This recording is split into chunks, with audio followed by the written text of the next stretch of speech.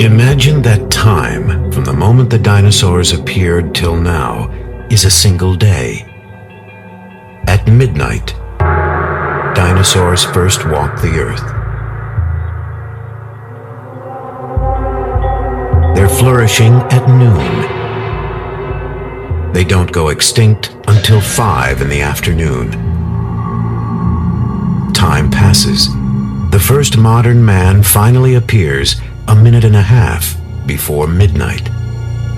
All of our recorded history takes 3.5 seconds.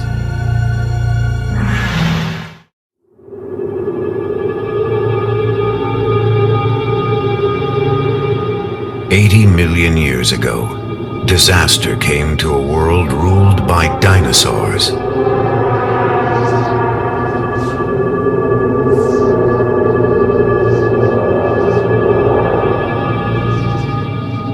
It came in waves of sand and wind that buried every creature alive.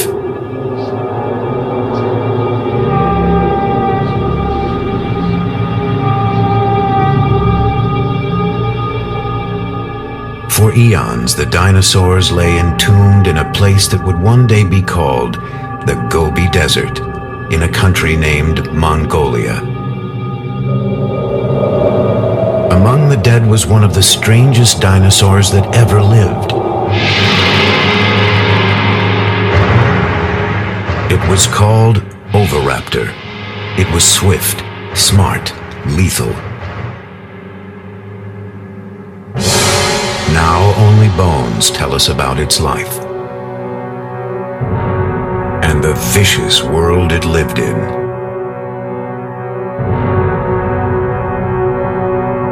The bones have given us a glimpse of those ancient times, a dim reflection of life before history. But there is more to the story, still hidden in the vast emptiness of the Gobi. Now, an ambitious expedition is traveling to that distant desert to uncover the secrets of the Oviraptor's world.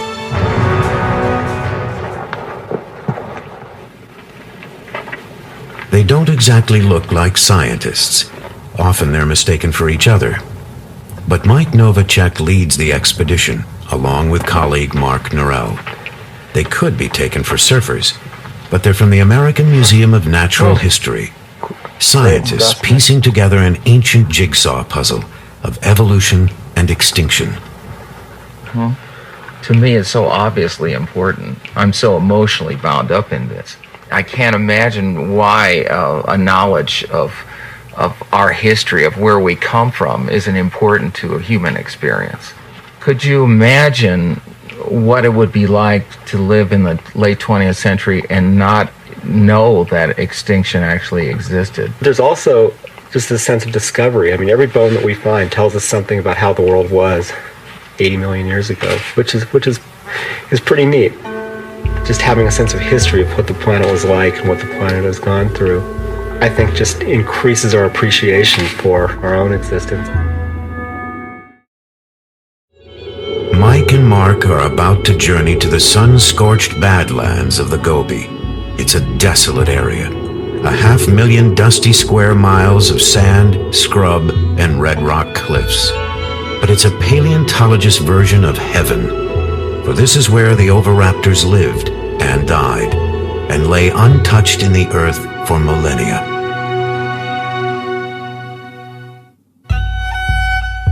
Then in 1922, one of the most famous scientific expeditions in history wound its way toward Mongolia's dinosaur graveyard. Its leader was a charismatic and controversial explorer named Roy Chapman Andrews. Like Mark and Mike, he came from the American Museum of Natural History. But Andrews was an incurable publicity hound and a scientific cowboy. Where his paleontologist used a camel hair brush, Andrews hacked away with a pickaxe. But he found one of the richest dinosaur boneyards in the world. he returned with a spectacular collection of fossils and a library of stunning film images.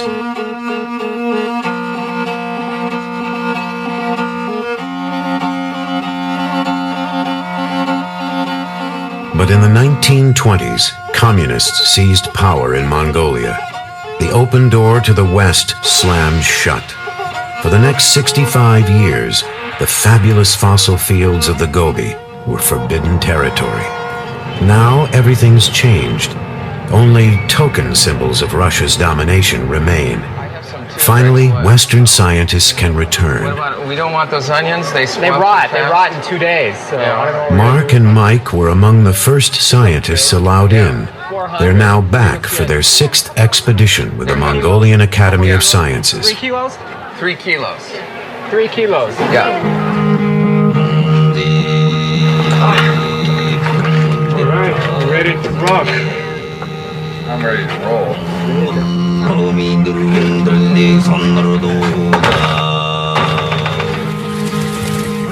They have just enough supplies for a short month and a long way to go.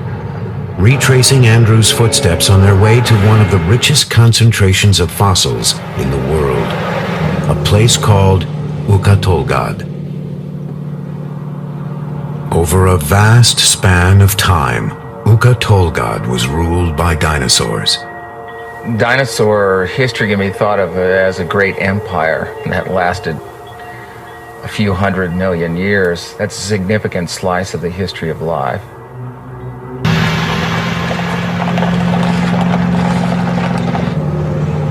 In the Gobi, time seems to have stood still.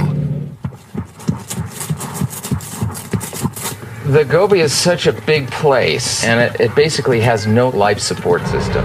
We really have to bring everything with us. So all our food, all our fuel, which we're carrying in a fuel tanker, all our supplies have to be treated like we're actually exploring a polar region. In such a vast area, success is never certain. Even getting there can be a nightmare.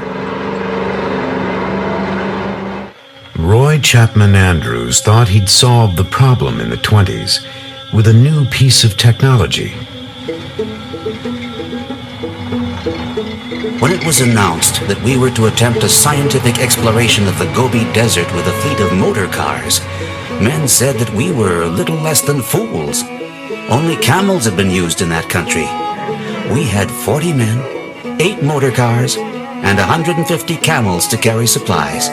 It was the biggest land scientific expedition ever to leave the United States. Roy Chapman Andrews. From China, Andrews headed northwest. He left Peking, then crossed over the border, and drove deep into the parched heart of outer Mongolia. Mongolia, a land of painted deserts dancing in mirage. Mongolia, a land of mystery, of paradox and promise. A thirsty land, a land of desolation. Gazelles, wild asses, and wolves ranged the marching sands. Few explorers had been there, and they brought back tales of thirst, cold, and hunger. But Andrews found one more thing: mud. Our average speed was only 4 miles an hour. Rocks, ravines, washouts, and ditches followed one another in rapid succession.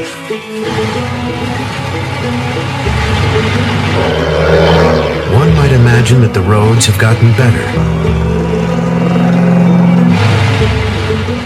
They have not. And even modern Jeeps aren't built for a desert like the Gobi. We have an electrical problem, and we don't know what it is. It's not a very complicated wiring plan. A Russian Jeep. It's not like a Japanese or American car.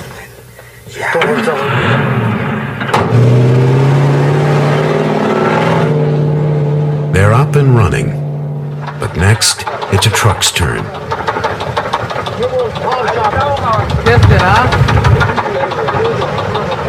We think it's piston number 6. A critical breakdown could have severe consequences. End of the expedition, if not the end of our lives. Maybe we'll make it. Oh, God. With the nearest gas station some 500 miles away and time already getting tight, things will have to go smoothly from now on. Oh, we're having some mechanical problems. We think it's a fuel pump, but we're not sure. It's gonna be way bad. It seems to me I got this thing in there without doing the twisty deal. Maybe we'll tow it or abandon it. Abandon it. Get on with it. We can't stay here more than a day.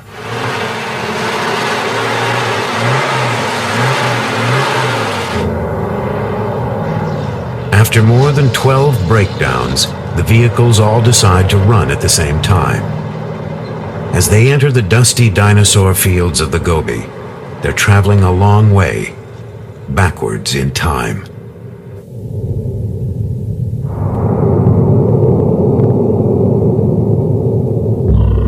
Dinosaurs first appeared some 230 million years ago in a world with a different face. The creatures were thriving 100 million years later as South America and Africa split apart. About 75 million years ago, in the late Cretaceous period, dinosaurs began to disappear, leaving only bones behind. Their bones were more motionless than the continents. Then in the 1920s, Roy Chapman Andrews came to a remote place in the Gobi Desert he would name the Flaming Cliffs.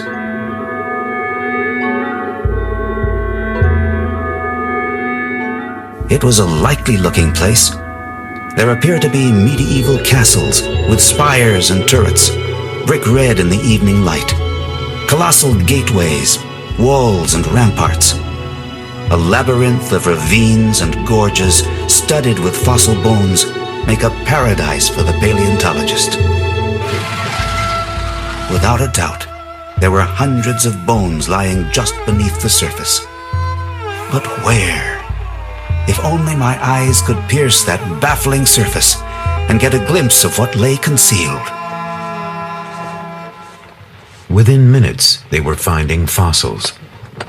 Andrews and his team had stumbled onto the mother lode of dinosaur bones. They discovered the remains of some 200 different animals, many of them completely new species. The fossils revealed a world that Andrews found alien and terrifying. Dinosaurs were the sort of creatures you might think of as inhabiting another planet, or the kind you dream of in a bad nightmare.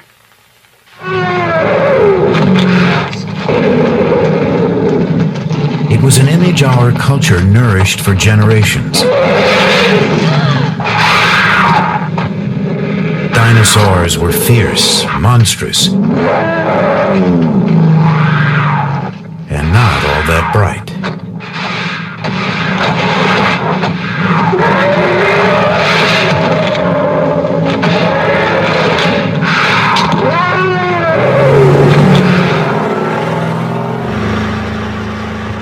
Many of the new ideas about dinosaurs are coming from the amazing boneyard called Ukatolgad.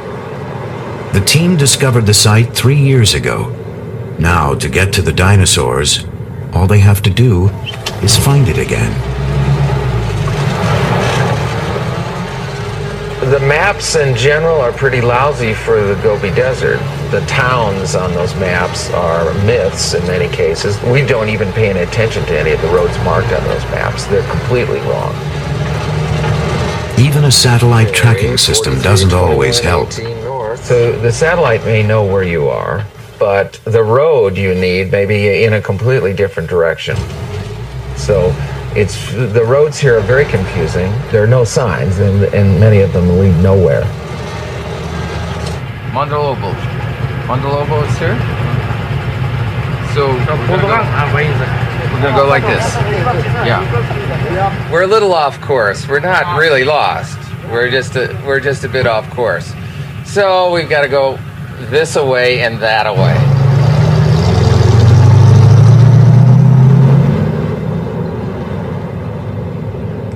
At times you have to go in circles to move forward. Roy Chapman Andrews, too, spent more than a few days wandering the Gobi. But in the end, he blundered into a discovery that stunned the world.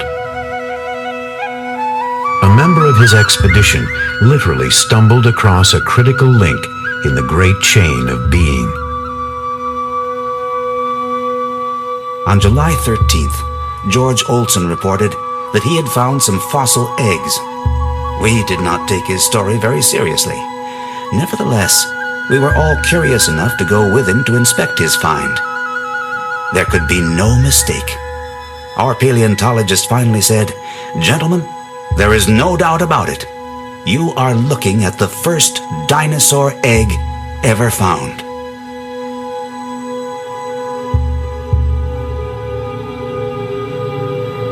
The discovery made Roy Chapman Andrews a national hero. But the eggs were not alone. Lying above the nest was a bizarre skeleton, a bird-like dinosaur unknown to man. It had apparently been caught in the act of murder, stealing the eggs. So it was forever cursed with the name Oviraptor, Latin for egg thief. It would be years before we discovered the strange truth about the animal called Oviraptor.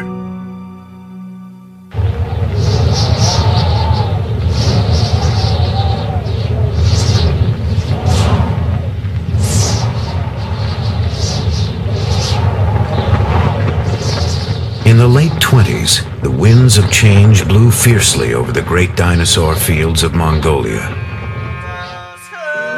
That's when Roy Chapman Andrews was forced to leave the Gobi forever. We are more than ever convinced that Central Asia was a paleontology Garden of Eden. Still, we have shown the way, have broken trail, as it were. Later, others will reap a rich harvest.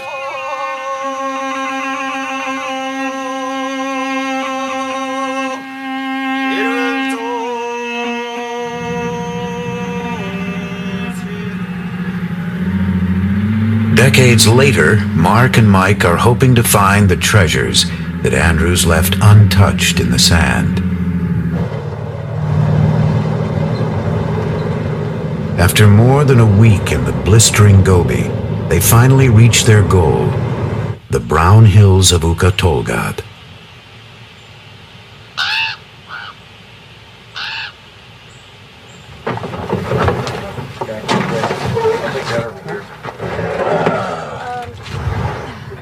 With all the delays, they've only got 2 weeks to work. This is the place where they've pinned all their hopes. With luck, a year of shifting sands has exposed more bones. But even here, there are no guarantees. It is possible to fail in the Gobi. It's a huge area, a huge tract of land. There are lots of rocks, but they don't all contain fossils. You can drive to what looks like the most tantalizing set of badlands you can possibly imagine and not find one scrap of bone. It's a treasure hunt in a way, and it is sort of like finding a needle in a haystack.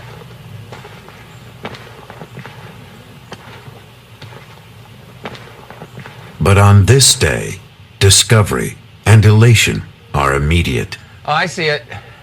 Yeah, oh, ooh, wonderful. Jeez, that's nice. There's the claws. Nice. The side of the skull here. These are the teeth sticking You can out see these right teeth, here. yeah. Each one of these is a socket for a tooth. Yep. Pretty big. This is the hand claw. Okay. Has this big thing right here on it. retractor bulge, and it's a hand of an oviraptor. Got medium. They've hit the jackpot. Among their first finds are oviraptors, the creature Andrews knew as egg thief. That's it. Nice. Yeah, this is an Oviraptor. Here's a big male. Considering that Oviraptor is one of the rarest dinosaurs in the world, and there'd only been a handful of specimens found before we discovered this place, where we found 25. I mean, today we found at least 5 just in the first 20 minutes. This is really not what paleontology is like. Most of the time, you don't go find 12 skeletons in a half an hour. There's another one right there, too. Yeah. Each one of these little mounds of little white flecks sticking out there, that's the eroded rubble of The sands of Ukatolgad, moving toward a tragic destiny. I think this was an oasis 80 million years ago.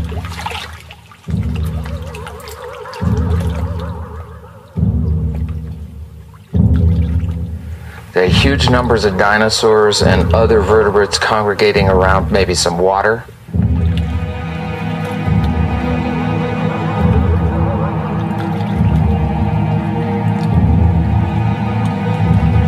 And on occasions, not just one event, but on several occasions, these animals were buried in these sands. We'd have to imagine an enormous sandstorm or an enormous force bearing down on these creatures for such a disaster. Some of the dinosaurs almost look like they're trying to swim to the surface, much like a skier in an avalanche, caught in some cases in their struggle to get out of this sand avalanche or great wall of sand that engulfed them. Perhaps they suffocated in the sand. Hey, I just swept there. Now you've made it all dirty again. Take pride in my work. So next year we'll bring some dust busters. The prehistoric sandstorm buried dinosaurs at every stage of life. And on their first expedition here, Mark and Mike made an unprecedented discovery: a nest with eggs. And inside one was an embryo. The embryo of an oviraptor, like a dinosaur on the half-shell.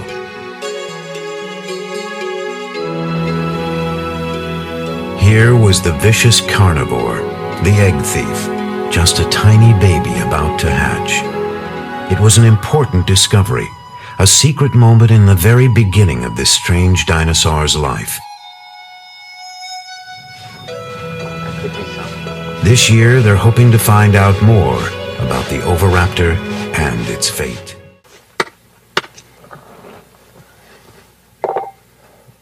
There's growing excitement on the far side of the ridge. They think they've found a completely new kind of dinosaur, a relative of the oviraptor, and it may shed light on what ultimately happened to the dinosaurs. We have no idea what this is. It's a really big animal. It might be something new. This specimen has a lot of important implications that go beyond just being a really beautiful object, so it's exactly what we wanted to find. We hope. The skeleton is what's important. Mark and Mike believe that these bones may help prove an exciting theory, that some dinosaurs actually evolved. They evolved into creatures that are still alive today. The bones tell the story. There are uncanny similarities in the skeletons of certain dinosaurs, like these. And modern birds.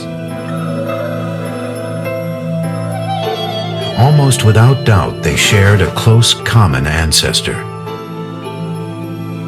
And each new find may help prove that dinosaurs did not really go extinct, that birds, in fact, are dinosaurs. Dinosaurs need to be thought of as incredibly successful animals that exist with us today. We just call them birds.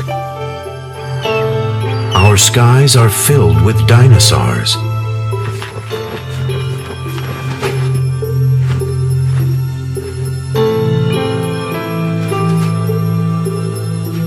it's a bad metaphor to use to call something like dinosaur-like, just because it's old, obsolete, ugly, stupid, and slow. I mean, that's not what these animals are all about. I mean, it's like the swifts flying around here and things. I mean, they're a type of dinosaur, and that they're still with us now.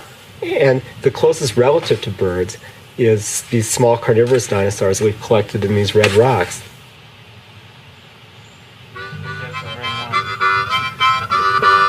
At day's end, hopes are high that this new find will help connect the dots between dinosaurs and birds. The feeling of anticipation is palpable, if not always exactly in key.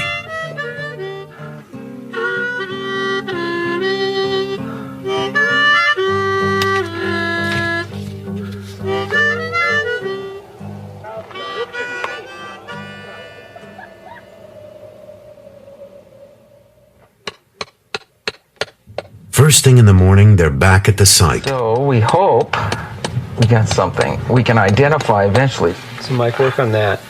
Kill that beetle while you're at it. Here we go, Art. As they pry the rock open, they sense trouble. Hello. Look at that. Yeah. I don't know what that is. We're a bunch of scutes, maybe. I'm afraid to say. Could it be a theropod with arms? No. Well, there could be, but It's not known to science. I think what we're looking at is that there's a dead theropod right there that's gone, and we're excavating an ankylosaur. And the ankylosaurs are among the most common dinosaurs around. It's not a new dinosaur at all. It's not even related to birds. I'll show you. Clean. I'm sure this is an ankylosaur. I mean, I'm like 100% So just want to just go away?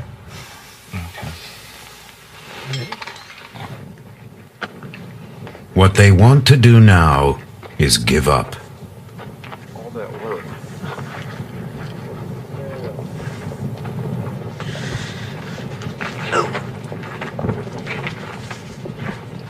Today, the dinosaur hunters have tracked down approximately zilch. Well, you win a few and you lose a few. That's just... I don't feel too good right now. I'm tired. They've spent 2 fruitless days working in the blistering heat. But tomorrow will be another day. With any luck, a better one. Instead, nature decides to add insult to injury. As Mongolian would say, Ik Boro, it's raining. Sounds like I'm bored. Yeah, it sounds like I'm bored, yeah.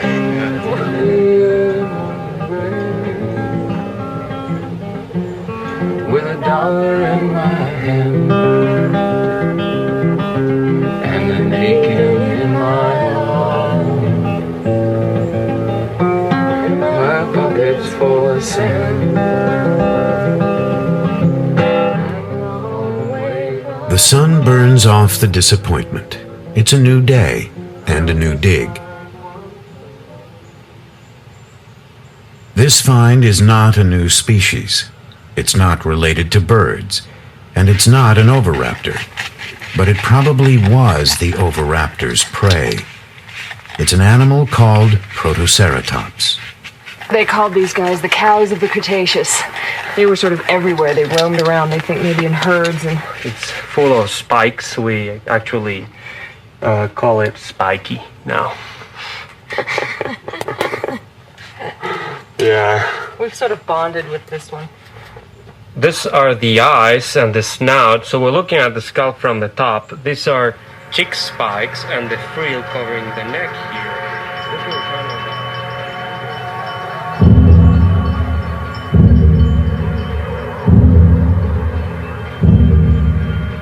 Protoceratops was a bizarre dinosaur. A hog-sized animal with a beak like a parrot's. A strict vegetarian that grazed the ancient Gobi. Around its head was an elaborate shield, but the shield didn't protect it from its enemies.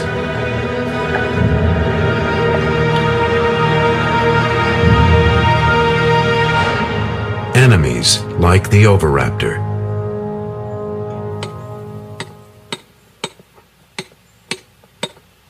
And that's exactly what the team digs up next. Oviraptors, a pair of them, lying so close together they seem to describe an ancient romance. Yeah, we're kind of fond of them. Yeah. We're trying to figure out what names to give them. Yeah. Well, you know, Ozzie and Harriet, Romeo and Juliet. Batman and Robin.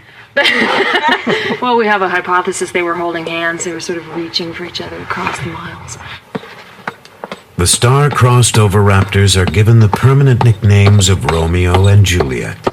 So we have one hand just down here. This is the other one. Krista now is gluing another hand. And this is, of course, the neck coming up and the head and the hip bone. And over here, we have a claw. It's a long, hard process to excavate the past, but they've done it before. Over the last few years, they've uncovered a world of almost preposterous beings.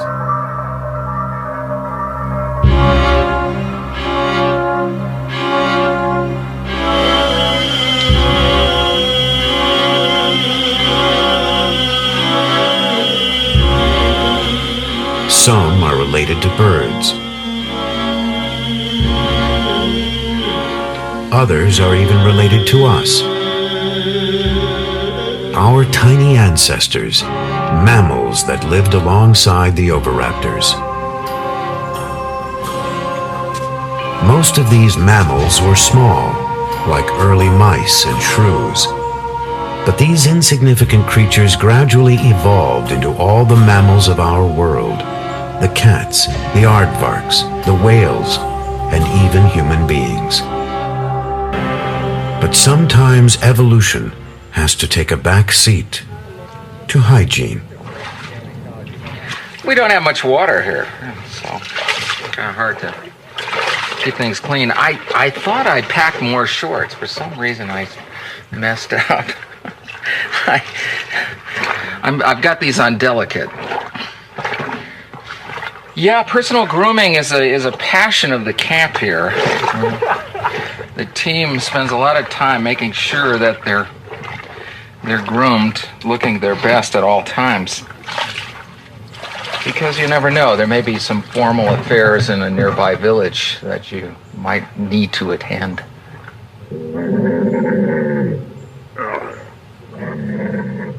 There are only a few days left. It's time for the second act of Romeo and Juliet. The oviraptors await a sheltering shroud of rags and plaster. They're now in the skillful hands of preparator Amy Davidson. I love skeletons. I actually never was that into dinosaurs as a kid, but I've always loved bones. And I have a background as a sculptor, and I've always admired the skeletons that we all have inside us as some of the most beautiful sculpture on Earth. And these fossil skeletons look almost as well preserved as yesterday's camel skeleton, but they're a dinosaur, you know. These fossils are forever.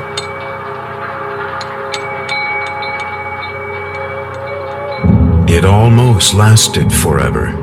For 80 million years, Romeo and Juliet lay together, reaching toward each other in death.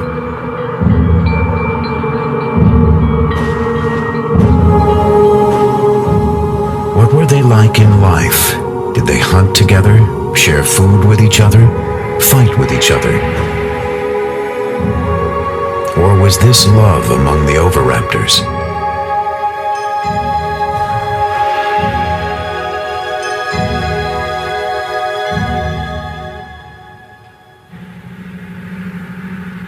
Scientists may never know for certain if the bird-like oviraptors fell in love. But now there's a new find that digs even deeper into the private lives of the dinosaurs. A place paleontologists usually enter only in their best dreams. Oh yeah, it's farther down. They've discovered another oviraptor. And then, in the dirt below the skeleton, eggs. An entire nest.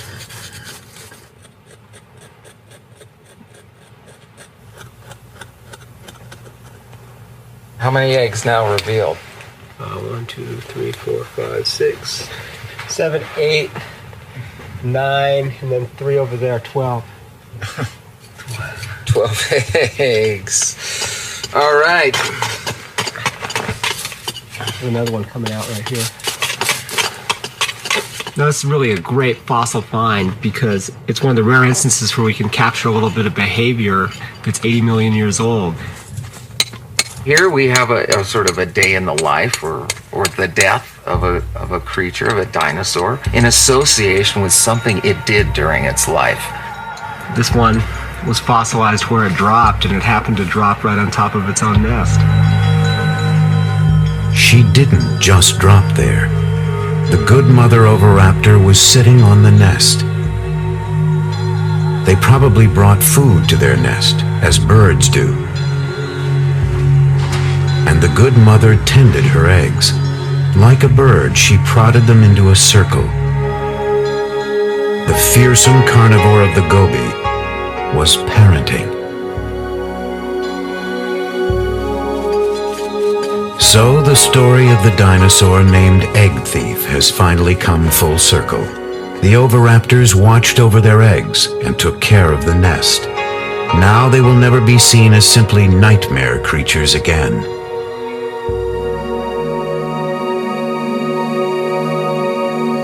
The dig has been everything the team could hope for. But to see what they've really got, they have to get all the fossils safely out of the ground, and then take them on a trip exactly halfway round the world. Sheathed in plaster, Romeo and Juliet are now heavy, but dangerously delicate, like Rice Krispies wrapped in concrete. Oh, you went that way. Okay, go that way. Sorry, I thought you meant push back. Perfect. It's beautiful, Amy. More. It's beautiful. More. Okay. Nothing came out. Yeah. All right, Amy. Yeah. So far, so good. Now they have to convince the good mother oviraptor to come down from her hillside perch.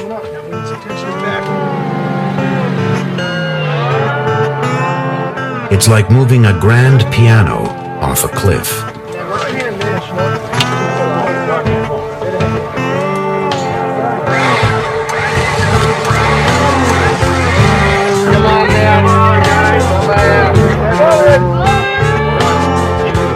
Romeo and Juliet proved just as stubborn.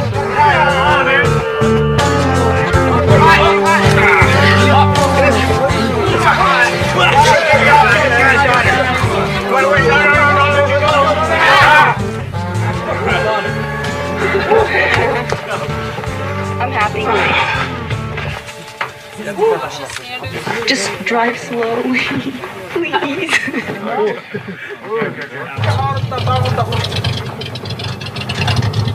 It's not there yet. Could get lost in the mail.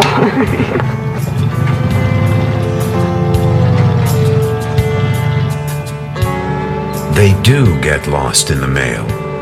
The good mother oviraptor and Romeo and Juliet are trucked east. And then they disappear, lost somewhere in China.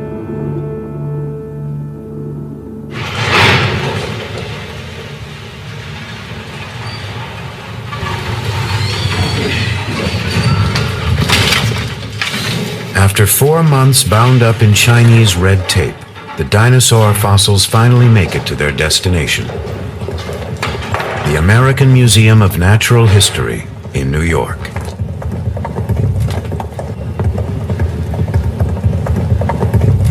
The first arrival is Juliet. She's headed for Amy's lab, where if all goes well, they'll find out what ancient secrets lie beneath the recent coat of plaster. I'm really glad this is here. This is great. From the summer in the Gobi to the winter in New York City.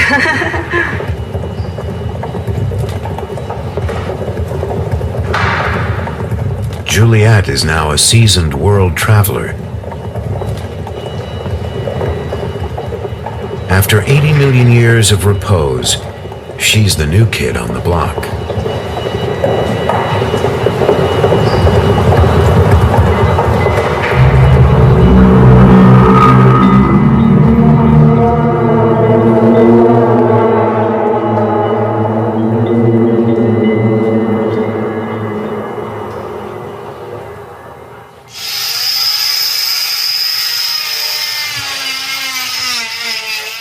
There's a lot of questions at this point.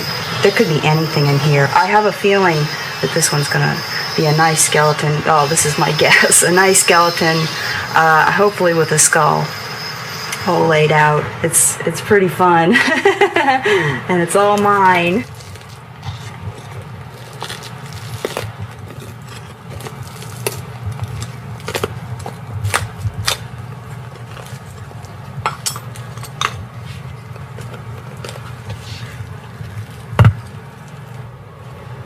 It's a tricky business. Millimeters make all the difference.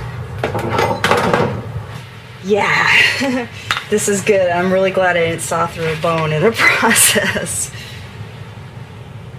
It's weird. It's just opening this little window into this world I was living last summer. Yeah, this looks good.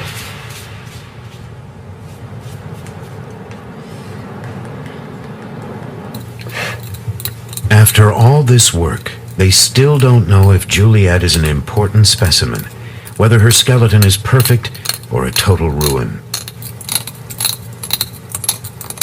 Oh, this is great. I'm really psyched because this is the skull. It does have a skull. We're really happy.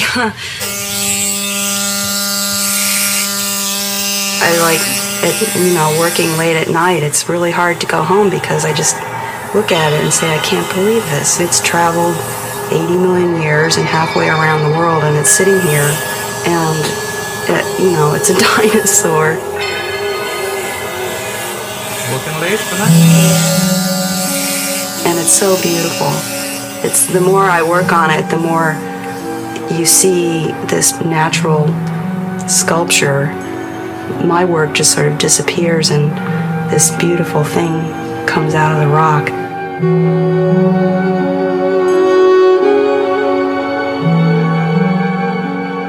The process takes weeks.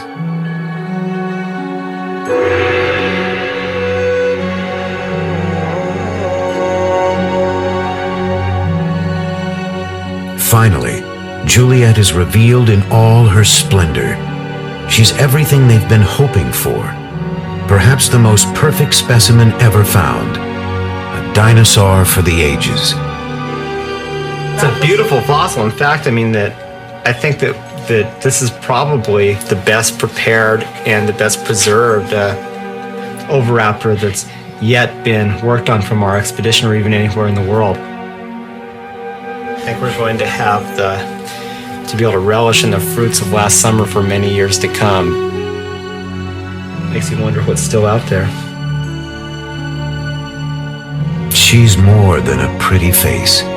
These bones will help us trace the evolution of dinosaurs into birds. Meanwhile, Juliet makes a scientist dream about the world she left behind.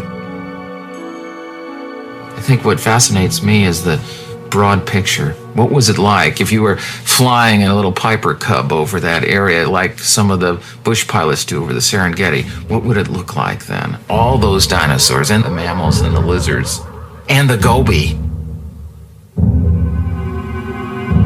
After 6 long summers, Mark and Mike have uncovered the hidden secrets of the goby, making Juliet's world feel almost real. You can picture a lake perhaps and some cliffs and a bunch of oviraptors on a cliff like a colony of seabirds perhaps.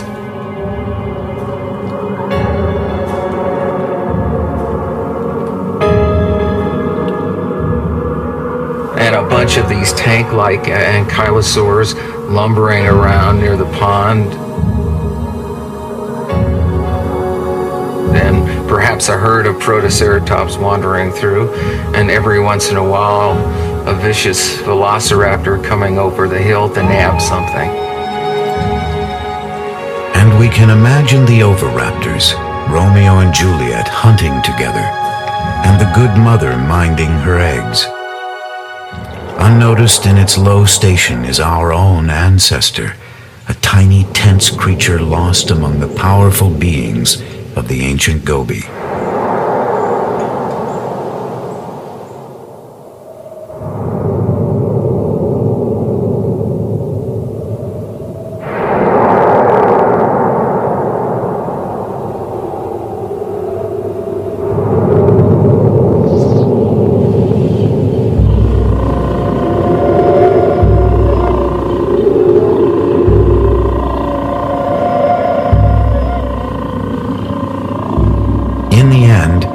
Would all disappear from the face of the earth, along with most of the creatures of their world.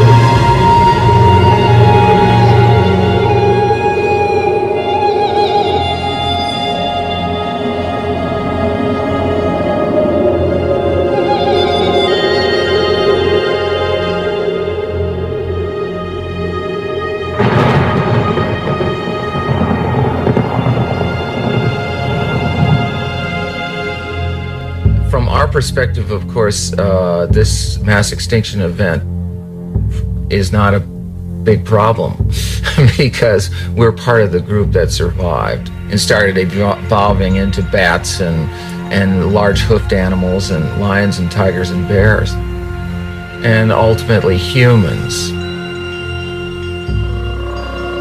Ultimately humans, like the oviraptors and most of the dinosaur kingdom, may not be able to count on permanent residence on Earth. Every species that's ever lived has become extinct or will become extinct. And whether extinction is due to the total decimation of a population or whether it's due to the evolution of that species into another species, nevertheless, everybody becomes extinct eventually. So in that view, we've had it. Some species lived and then died out, a story like any other story. Others evolved, changed, and lived on.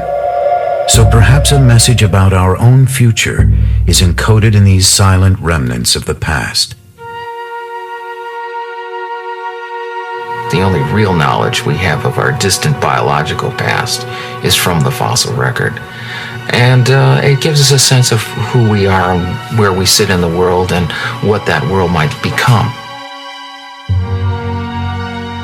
Time is the hardest rock to pierce, and the story of life, with its infinite changes, is the greatest mystery we have. But the expedition has been blessed with luck.